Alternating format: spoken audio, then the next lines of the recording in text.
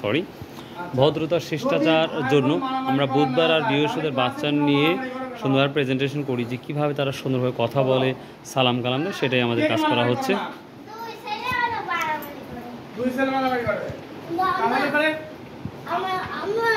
ক্লাসে যারা সবাই কি ভাই এবং বোন? তোমার বোন আছে? আচ্ছা, আমরা যারা ক্লাসে আছি মেয়েরা কি আমাদের বোন, মেয়েরা কি, আর ছেলেরা ভাই, ছেলেরা কি ভাই? মনে থাকবে তো সবার? তাহলে ছেলেরা ভাই আর মেয়েরা কি বোন। তাহলে আমরা সবাই কি ভাই বোন? আমরা সবাই কি ভাই বোন, মনে থাকবে তো? ওকে, তাহলে যে ভাই ছোট তাকেও মারবো না, আবার যে ভাই বড় তার সাথেও বেয়াদবি করব না। যারা বড় তারা বেয়াদবি করা যাবে না।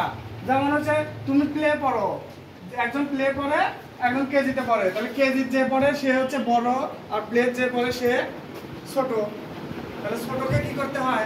আদর স্নেহ করতে হয়। কি করতে হয়? আদর এবং স্নেহ করতে হয়। আর বড়দেরকে সম্মান করতে হয়। বড়দের সম্মান কিভাবে করবো আমরা? তাহলে যদি বড় কারোর সাথে দেখা হয়, যারা আমরা হিন্দু ধর্মে আছি তারা আদাব বা নমস্কার বলবো। কি বলবো?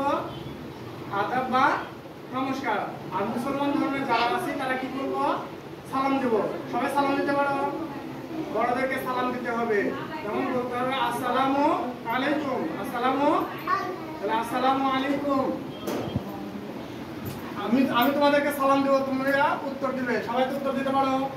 আচ্ছা, আমি সালাম দিচ্ছি, আসসালামু আলাইকুম। এবার তোমরা সালাম দাও, ওয়ালাইকুম আসসালাম ওয়া রাহমাতুল্লাহ। এরকম ভাবে আমরা কিন্তু প্র্যাকটিস করব, ঠিক আছে? তাহলে পরে আমরা সালাম দেব বড়দেরকে আর ছোটদেরকে কি করব। তো এভাবে আমাদের 15 থেকে 20 মিনিট আমরা প্রতিদিন বাচ্চাদের বিশেষ করে বুধবার আর বৃহস্পতিবার প্র্যাকটিস করাই এবং সোনার বাংলা বা বিভিন্ন বিষয় নিয়ে আলোচনা করি।